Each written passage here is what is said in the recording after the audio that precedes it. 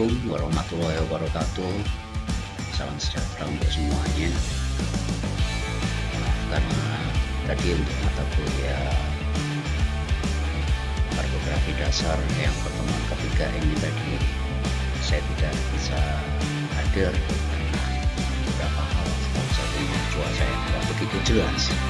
Nah, maka dari itu seperti biasa saya gantikan untuk pemberian materi ini dengan menggunakan video yang akan saya share malam ini. Oke, kita bertemu juga dengan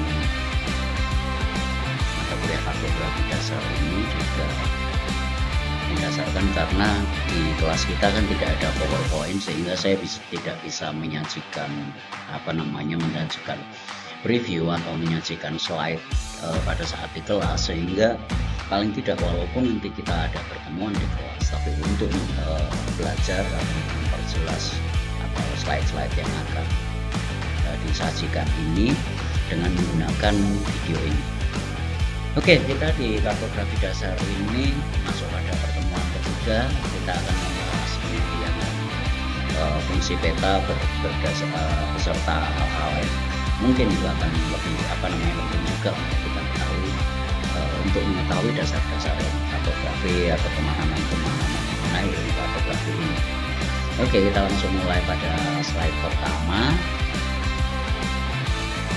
Oke, kita mungkin kemarin sempat membahas pengertian tentang kartografi sebagai ilmu pembuatan peta dan lain sebagainya, beserta fungsi-fungsi dan pemahaman lain tentang perkembangan ilmu kartografi.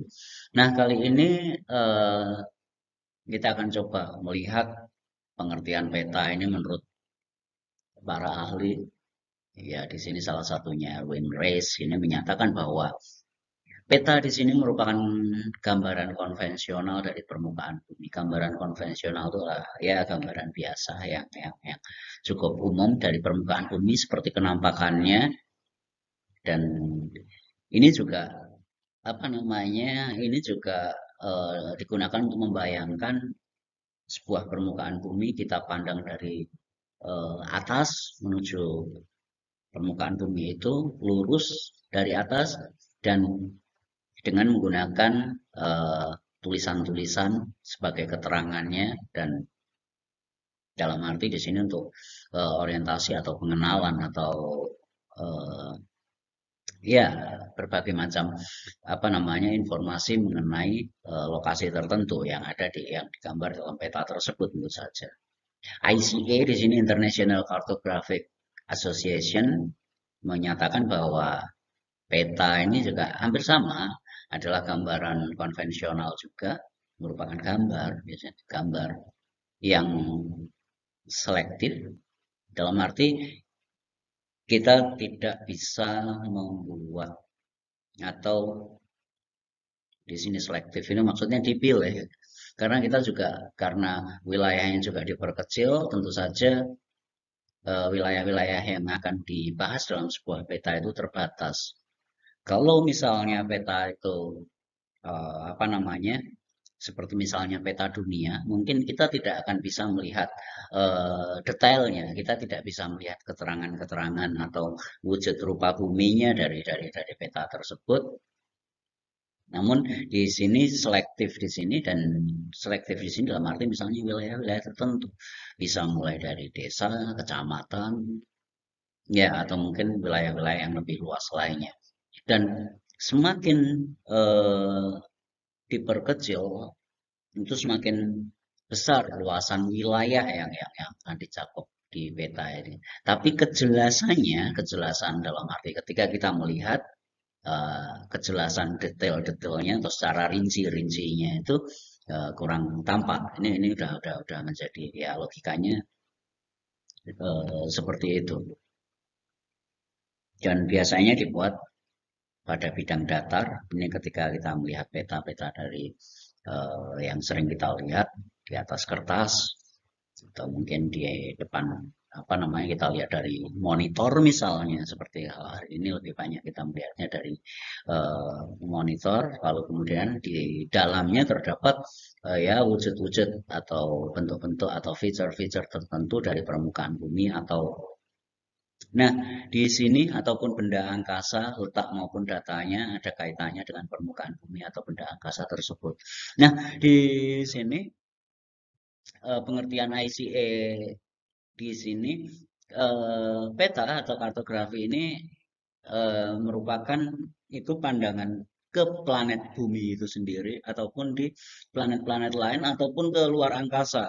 Jadi misalnya mungkin Anda pernah mengenal atau melihat atau tahu mengenai peta bintang, lalu peta-peta lokasi galaksi, rasi-rasi bintang dan lain sebagainya tentu saja. Tapi di sini kita khususkan untuk kartografi ini adalah peta mengenai permukaan bumi. Jadi di sini adalah apa namanya, memang memang konsepnya secara khusus di apa namanya dikhususkan pada ketika bagaimana kita melihat bumi. Walaupun masih ada lainnya ya seperti ilmu astronomi ataupun ya dalam ilmu astronomi ada juga peta langit misalnya. Dan kemudian pada tahun 1990 Bohr menyatakan pengertian penyajian atau ya abstraksi dari realitas geografi peta itu. Jadi ketika kita melihat apa namanya melihat kondisi suatu wilayah, kondisi ruangan atau ruang, di sini ruang dalam arti ruang secara luas dalam pengertian geografi, space misalnya, wilayah di bumi ini, desa tertentu misalnya, itu digambarkan secara apa secara geografis digambarkan dalam sebuah peta. Dan ini merupakan alat untuk menyajikan apa semacam menyajikan informasi mengenai ya permukaan bumi tersebut, mengenai eh,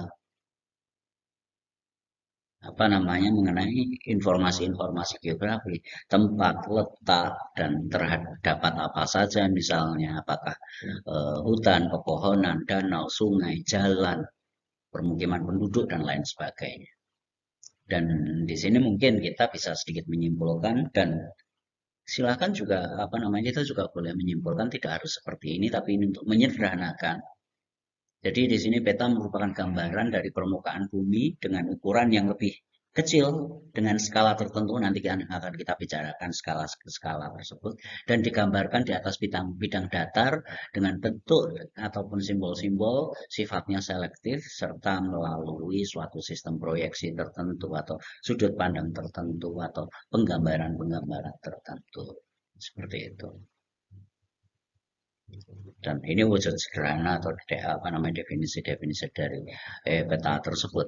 Dan sebagai cara belajarnya, oke, boleh Anda menghafal untuk mempermudah, tapi bagi saya itu akan jauh lebih penting jika dari pengertian-pengertian ini Anda menangkap dengan pemahaman. Jadi Anda bisa mengatakan apapun mengenai pemahaman ini, mengenai definisi ini, sehingga tidak harus sama persis dengan teks ini ketika apa namanya itu menggunakan pemahaman, karena tidak semua dari kita, Anda semua termasuk saya mungkin itu bukan tipe-tipe orang yang eh, pandai atau bisa menghafal dengan cepat. Ada yang katakan kalau kita bisa langsung paham, kita memang langsung hafal. Dalam tanda petik langsung hafal, langsung bisa memberikan ketika memberikan sebuah jawaban atau memberikan sebuah definisi dari sesuatu, misalnya dalam hal ini peta. Tapi orang yang dikaruniai apa namanya, orang yang dikaruniai ingatan itu juga apa namanya tidak banyak, jadi apa bisa menghafal secara persis data seperti ini. Namun demikian apa namanya yang dinamakan ketika kita menghafal itu bisa jadi kita bisa menghafal tapi kita tidak memahami, sehingga kita sangat tergantung dengan hafalan tersebut. Pengen tahu apa bedanya antara orang yang hafal dengan orang yang bisa memahami atau memiliki pemahaman atau mungkin menguasai sebuah ya seperti misalnya secara sederhana ini adalah eh, pengertian dari peta ini. Ibaratnya gini, salah satu contoh. Ketika Anda bangun tidur, tiba-tiba Anda dibangunkan, langsung ditanyai mengenai peta itu apa sih? Nah, kalau yang menghafal, kemungkinan dia tidak bisa menjawab secara cepat atau butuh waktu lama untuk menyadarkan dirinya saat dia terbangun. Tapi seandainya paham, walaupun terbata-bata, walaupun mungkin kurang kurang terlalu apa namanya tidak selancar ketika orang yang hafal dalam keadaan sadar, namun dia pasti dapat menjawab peta apa ya? Peta pasti mungkin dengan terbata-bata ya sebuah gambar permukaan bumi yang ada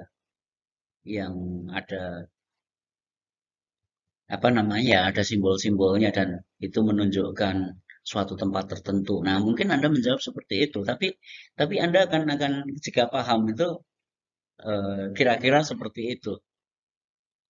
Atau Anda tidak akan apa namanya ketika Anda hafal dan tidak, ketika Anda paham, Anda mungkin tidak akan ragu atau takut ketika ditanya. Tapi ketika Anda hafal, ketika seorang yang menanyakan itu mungkin sedikit menakutkan, sedikit killer atau mungkin membuat Anda tegang, Anda pasti akan lupa hafalan tersebut.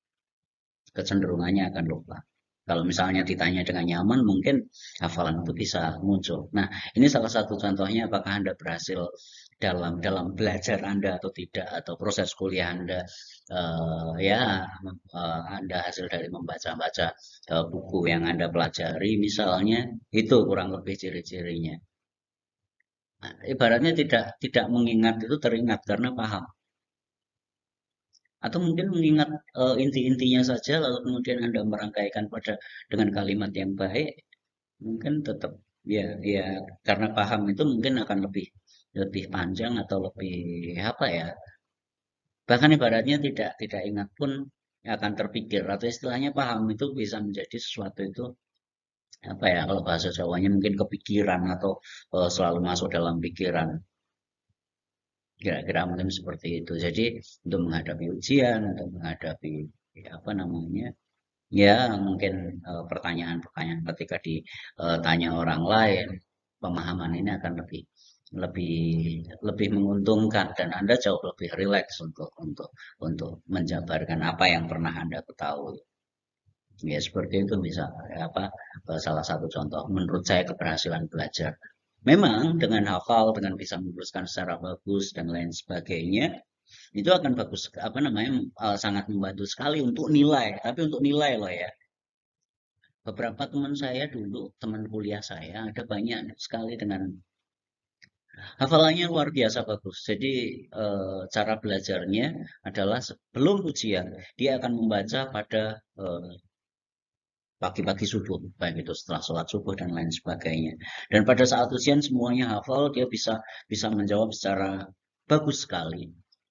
Tapi ya setelah itu setelah ujian selesai dia akan lupa semua yang dihafal. Hingga pada suatu saat apa namanya sesuatu yang nilainya mungkin dapat A. Nah, dan waktu itu beberapa mata kuliah nilai saya B atau C.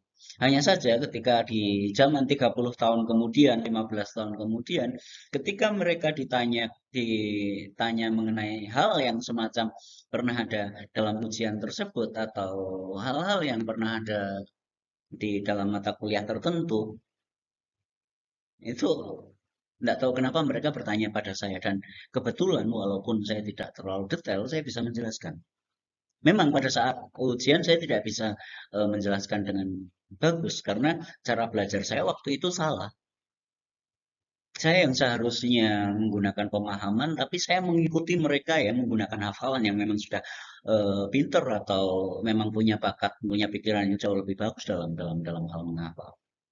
Nah, sementara ketika saya belajar mendadak seperti itu, pada saat ujian saya masih belum ingat.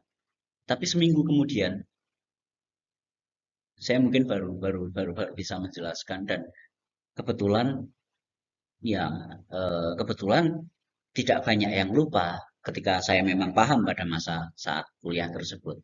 Hingga akhirnya beberapa di semester kedua, semester ketiga, mungkin saya lebih rileks. Jadi ketika mau ujian, ketika mau ada apa namanya tes dan lain sebagainya, baik itu ujian lisan ataupun ujian tertulis, ya ya sudah, saya lebih baik tidur awal nggak begadang biar paginya segar dan bisa menjawab itu semua. Tapi syaratnya tentu saja bukan tidak belajar karena tidak belajar, tapi pada saat proses kuliah itu ya sudah langsung coba ditangkap, coba dipahami. Mungkin tidak paham pada saat itu, tapi ketika penjelasan itu bertambah, semakin paham, semakin paham, semakin paham. Dan ketika masuk, apa namanya, ketika sempat mendengarkan kuliah itu dan ya paham itu bisa bisa dengan sendirinya. Memang sih mata kuliah yang saya suka yang akhirnya memang ada kecenderungannya paham. Nah, eh, untuk menyukai atau untuk memahami sesuatu itu ya, yang perlu kita apa namanya, yang perlu kita jaga adalah rasa penasaran atau rasa ingin tahu. Jadi tidak perlu penasaran dengan rahasia orang, tidak perlu penasaran dengan orang-orang yang itu seperti apa sih dengan gosip dan lain sebagainya. Tapi kalau bisa penasaran itu terhadap pengetahuan-pengetahuan tertentu. Saya mengatakan sebagai pengetahuan, walaupun ini juga apa namanya diturunkan, pengetahuan-pengetahuan ini diturunkan oleh para ilmuwan dan ini merupakan sebuah ilmu. Tapi apa yang saya ajarkan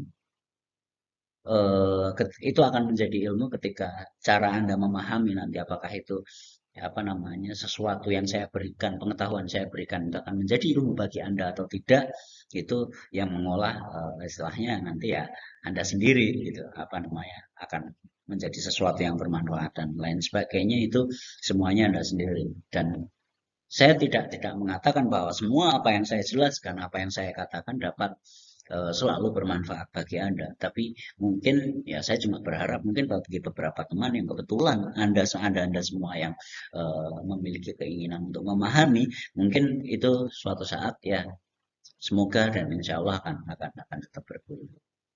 Oke, jadi ini apa namanya tadi definisi dari apa namanya definisi dari pengertian peta. Oke, ada gambar. Kalau masalah pemahaman di sini ada gambar, ada ukurannya yang lebih kecil, ada skalanya. Gambar itu adalah tentang apa namanya, tentang permukaan bumi atau tentang suatu tempat tertentu, dan itu merupakan eh, alat untuk memberikan informasi atau kita dapat memperoleh informasi dari suatu peta tersebut. Itu saya jelas apa namanya.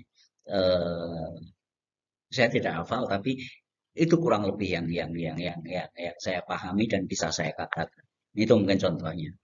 Dan kalau hafal juga bagus, tapi yang penting tidak semua dari kita bisa menghafal dengan bagus. Jadi yang penting dari kita atau Anda semua yang ada di sini yang menyaksikan video ini, yang penting adalah pelan-pelan memahami. Ya, saya tidak mengajarkan cara belajar, tapi saya hanya menceritakan apa yang bagaimana saya belajar, atau ya saya termasuk orang yang tidak rajin belajar, tapi ya semoga aja saya termasuk orang yang berusaha ingin memahami hal-hal yang mungkin belum saya ketahui atau hal-hal yang membuat saya penasaran. Nah, itu aja pengalaman di dalam slide ini kira-kira seperti itu, dan sambil saya menceritakan sedikit pengalaman saya. Oke, berikutnya eh, apa ya? Saya sendiri tidak ingat. Oke, kriteria peta tidak terlalu banyak.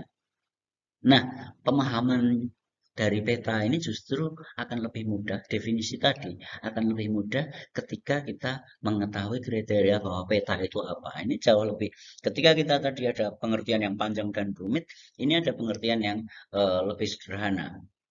Oke, yang namanya peta itu adalah memiliki isi informasi. Informasi tentang apa? Atau informasi dalam bentuk apa? Dalam bentuk gambar. Lalu kemudian tujuannya apa? Memberikan informasi yang ditampilkan dalam bentuk gambar dan pengguna peta itu. Sederhanakan informasi, gambar. Nah, itu akan nambah. Jadi ketika kita baca definisi tadi atau kita berbicara dengan definisi tadi, itu mungkin akan rumit, tapi ketika kita coba yang rumit tadi, jadi kita lebih paham ketika kita melihat kriteria peta.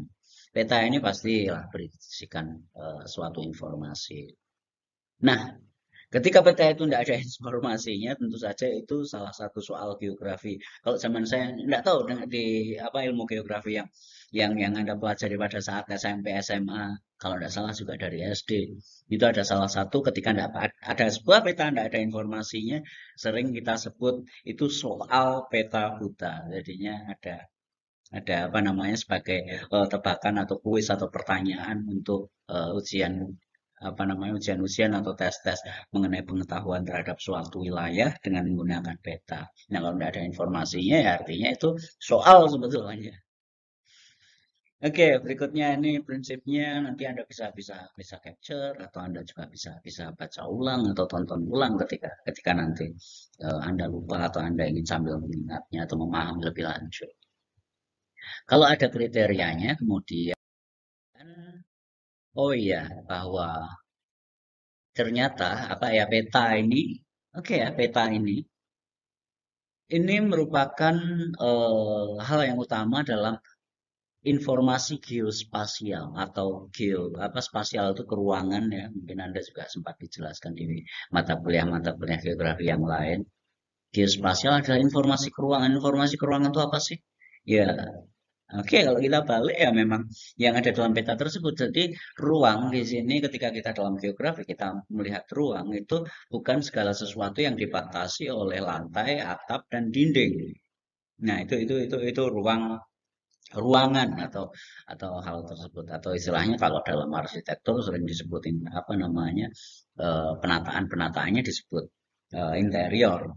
Tapi di sini yang namanya ruang itu bisa berupa hutan, bisa berupa, nah apapun tergantung kita membatasi ruang-ruang tersebut.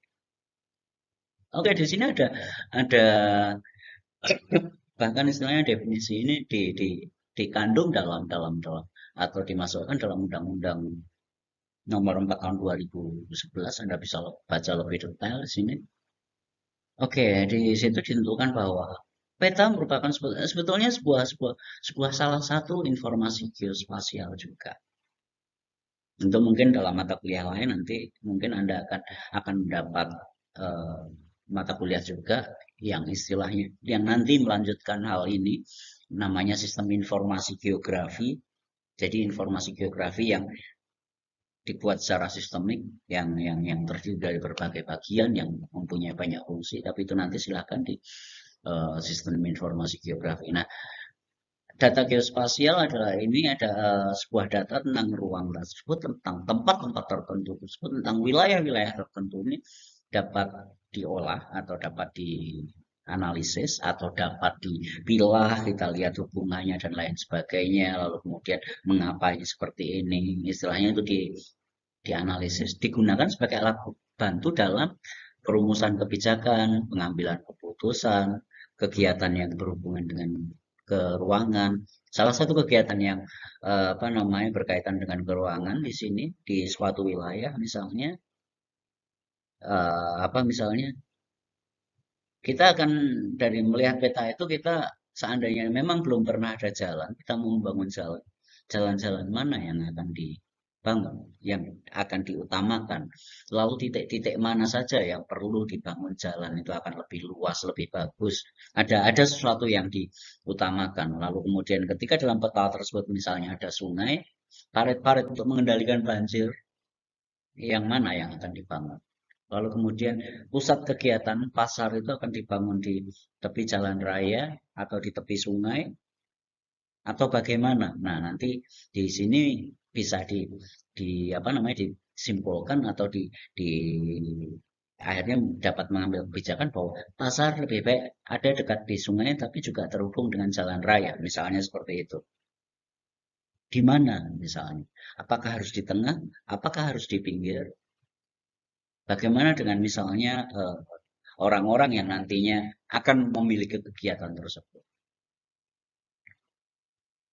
Apakah nanti tempat tersebut akan menjadi semakin padat ketika itu menjadi pusat kegiatan dan lain sebagainya, hal-hal kayak gitu. Apa namanya yang saya katakan di sini merupakan eh, pelaksanaan kegiatan yang berhubungan dengan keuangan, lalu pengambilan keputusan, bahkan kalau Anda nanti pernah dengar istilah RT RW, bukan RT RW, rukun tetangga dan rukun warga ya, tapi rencana tata ruang wilayah. Nah, itu pastinya akan sangat-sangat membutuhkan informasi geospasial. Ya, nanti ada mata kuliah juga di semester-semester berikutnya mengenai perencanaan wilayah. Nah, ini juga tentu saja akan berkaitan dan akan menggunakan peta akan diperlukan karena kita tidak akan bisa membayangkan bagaimana suatu tempat tersebut akhirnya menjadi apa namanya akan dibuat seperti apa kalau kita cuma bilang di sana, di sini, di kiri, di kanan, apalagi kita tidak tahu utara, selatan, barat, daya dan lain sebagainya. Tapi akan lebih mudah ketika itu digambarkan pada suatu peta lalu kita tandai. Nah, pada saat kita laksanakan kita berpanduan pada peta tersebut. Dan di sini dijelaskan bahwa yang dimaksud dengan informasi geospasial ini adalah yang paling utama dan tidak bisa tidak digunakan adalah identik dengan pengertian peta. Ini melanjutkan apa namanya versi pengertian peta menurut negara atau secara perundang-undangan. Oke, berikutnya. Nah, apa sih fungsinya? Tadi juga sebetulnya kita udah bahas di depan tadi. Tapi ketika kita ingin lebih detail, kita bisa memberikan apa namanya, memberikan pertanyaan lagi atau bertanya-tanya kembali. Terus fungsinya apa? Di sini menunjukkan posisi atau lokasi secara relatif. Dalam arti yang mungkin tidak pas-pas benar, tapi posisi di sebelah mana sih? Di sebelah sana. Di sebelah sana kita tidak bisa berbicara di sebelah sana, sebelah kiri warung itu, atau sebelah depan rumah sakit, depan ini mungkin itu secara relatif bisa ditunjukkan. Tapi untuk akurasinya, untuk ketepatannya, bisa kita tunjukkan dan bisa kita lihat dari peta. Dan dalam peta yang bagus atau peta yang benar, itu dapat memperlihatkan ukuran-ukuran tertentu.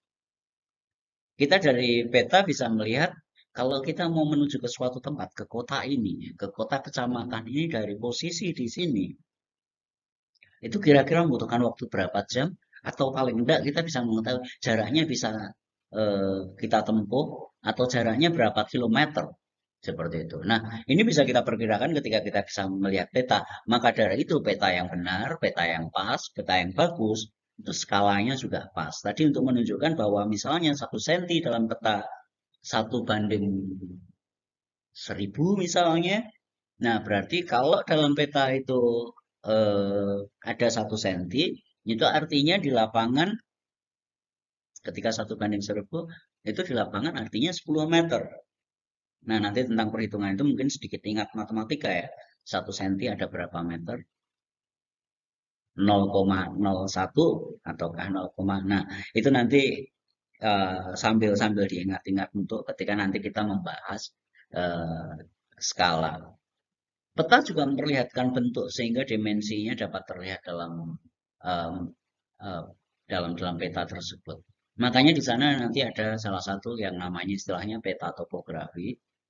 Jadi di sana nanti bisa diperlihatkan bahwa dalam peta itu gunung, lembah, dataran rendah, dataran tinggi, atau suatu tempat yang datar. Itu akan bisa dilihat dengan salah satu jenis salah satu jenis peta namanya peta topografi. Nanti akan kita bahas pada jenis-jenis peta. Lalu kemudian fungsinya adalah mengumpulkan dan menyeleksi data dari suatu daerah atau ruang tertentu dan menyajikannya di dalam peta. Nah, kalau dalam membuat peta kita mengumpulkan banyak data, lalu kita tuangkan informasi tersebut ke dalam peta dan para pengguna peta bisa memperoleh informasi yang relatif akurat dalam menggunakan peta tersebut. Lalu kemudian ketika ada perubahan-perubahan, mungkin peta tersebut juga butuh direvisi dengan seleksi-seleksi data tertentu. Atau istilahnya peta tersebut informasi tentang apa saja yang karena kan ada mungkin ketika kita berbicara tentang peta pariwisata tentu saja ada jalan, ada tempat-tempat pariwisata, Kalau kemudian apa secara apa namanya secara skala juga tepat sehingga bisa memperhitungkan ketika seorang ingin melakukan apa namanya berpariwisata di daerah tertentu yang mereka belum kenal atau istilahnya turis-turis dari daerah lain atau wisatawan-wisatawan dari daerah lain yang baik itu daerah apa namanya di luar daerah apa namanya wisatawan dalam negeri ataupun wisatawan luar negeri dengan membawa peta pariwisata itu mereka dapat apa membawa apa namanya dapat mengetahui informasi-informasi mengenai lokasi-lokasi yang akan mereka tuju dan juga dalam mereka menjadwalkan mana yang dulu mau yang jauh dulu yang dekat dulu atau mau menginap berapa kali karena jaraknya sekian sekian sekian misalnya seperti itu. Peta pariwisata lalu juga ada ya di sana ada juga peta tentang apa namanya tentang wilayah-wilayah tertentu tergantung kepentingan kita. Jadi peta memiliki berbagai macam fungsi tergantung kepentingan dari eh, pengguna peta tersebut dan juga pembuat peta tersebut ingin memfungsikan peta tersebut sebagai informasi eh, tentang apa misalnya apapun ya. Oke nanti tentang secara luas nanti mungkin tidak hanya secara geografi fisik tapi geografi sosial, ekonomi, industri dan lain sebagainya kita bisa bisa melihat itu pada apa namanya membutuhkan apa namanya membutuhkan peta untuk memperoleh informasi secara informasi lokasi atau posisi dari lokasi distribusi ada di mana dan lain sebagainya melalui peta tersebut. Oke, kita lanjut aja. Alangkah baiknya sebetulnya ketika kita sebetulnya bisa bertemu dalam tatap muka, tapi eh, ketika ini belum bisa, kita belum bisa dan belum sempat untuk tatap muka, semoga ini pun juga bisa dipahami. Nah, ini adalah syarat dari peta. Yang pertama adalah tidak boleh membingungkan. Jadi mungkin ada aturan-aturan tertentu atau apa namanya peta tersebut hanya memiliki patokan arah, lalu kemudian lambang seperti apa yang menjadi itu dikatakan jalan, itu dikatakan ketinggian, itu dikatakan lembah, itu dikatakan apa namanya, dikatakan mungkin wilayah pepohonan, hutan, perumahan, persawahan dan lain sebagainya. Informasi-informasi dalam peta itu tidak boleh membingungkan. Kalau membingungkan apa gunanya peta juga kan? Karena kode peta itu digunakan untuk sumber informasi geografis tadi. Jadi tidak akan berfungsi dengan bagus ketika apa namanya peta itu membingungkan. Justru tidak mendapatkan informasi tapi malah seseorang kebingungan atau mungkin bahkan seseorang akan tersesat. Kemudian di sini mudah dimengerti atau ditangkap maknanya oleh pengguna peta. Nah, ini juga relatif karena membutuhkan simbol-simbol tertentu yang akhirnya nanti bisa digunakan. Oh, ini ibu kota negara, oh ini kota kecamatan, ini kota kabupaten, ibu kota kabupaten dan lain sebagainya. Oh, simbol mengenai sungai dan itu mudah dimengerti. Dan peta diharapkan dapat memberikan gambaran yang sebenarnya. Jadi kalau misalnya jaraknya dekat, jangan dibuat jauh dalam peta, tapi sebaiknya tetap sesuai dengan ukuran nyatanya. Makanya tadi digunakan skala. Dan ini berarti peta harus ibaratnya dalam pembuatannya itu akan semakin teliti, membuatnya akan semakin bagus dan itu disesuaikan dengan tujuannya. Dan juga di sisi lain, peta itu dapat dilihat eh, ketika kita melihat peta tersebut enggak semrawut gitu loh. Ada informasinya jelas dan peta itu sebaiknya juga rapi. Makanya ada patokan-patokan bagaimana cara menulisnya. Penulisnya jangan terbalik-balik lah, dan ada lalu kemudian ada patokan tertentu dan ketika informasi peta terlalu banyak kadang-kadang Makanya sering ada peta tematik. Kalau misalnya untuk administrasi yang dibutuhkan adalah peta seperti ini. Jadi tidak perlu memasukkan data yang lainnya yang mungkin tidak terlalu diperlukan dalam peta tersebut. Jadinya makanya nanti ada istilah peta tematik atau peta berdasarkan kepentingan-kepentingan tertentu atau untuk apa. Nah, datanya apa yang perlu disajikan. Nanti dalam sistem informasi geografi Anda akan mendapatkan hal ini lebih banyak. Oke, dari tujuannya oke menunjukkan posisi, lokasi, atau artinya ini informasi mengenai suatu tempat, dapat memperlihatkan ukuran, memperlihatkan bentuk, mengumpulkan dan menyeleksi data. Ini hampir sama dengan kadang-kadang mau menjelaskan fungsi dengan tujuan itu juga seringkali kebingungan. Oke, ini tadi sudah kita bahas. Oke, saya rasa berarti itu saja yang bisa saya jelaskan. Jadi dalam arti tadi adalah istilahnya pengertian peta, lalu kemudian eh, fungsinya dan juga cara-cara peta dan peta itu harus seperti apa.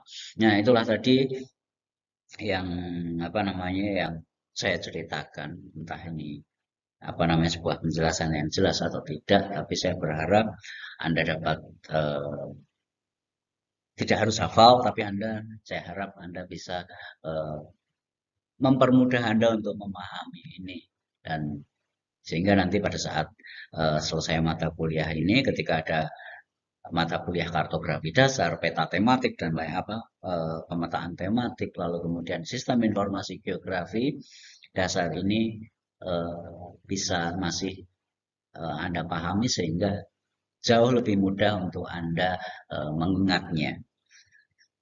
Oke, dengan demikian saya ucapkan terima kasih. Itu dulu. Saya kalau Bayu Ardi mengucapkan Assalamualaikum warahmatullahi wabarakatuh. Salam sejahtera untuk semuanya dan jumpa lagi dalam pertemuan tatap muka ataupun